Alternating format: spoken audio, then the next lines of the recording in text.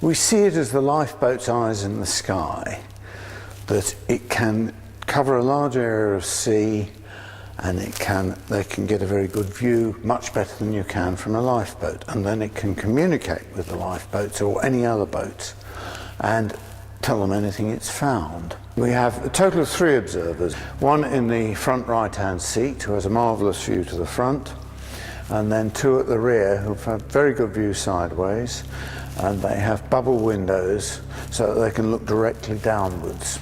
It's the ideal aircraft. We've looked round to see whether there's anything else that is equivalent, and there isn't. It can fly slow, which is a very useful thing for us. There is nothing else that does the job any better for this particular job that we're doing. If they're looking for a small target, say a person in the water or something, at about 200 feet, which can be extremely uncomfortable. Fortunately, there are a lot of professional pilots based in the island, so we can use them as crew members. That we do have a very high standard for qualifying as pilots for this islander.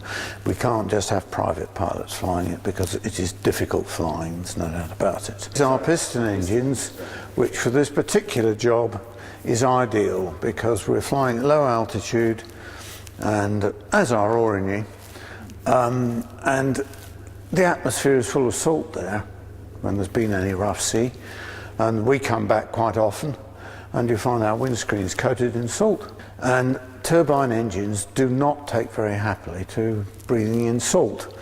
They have to wash them down after every day's flying, whereas piston engines are more tolerant. We are unique.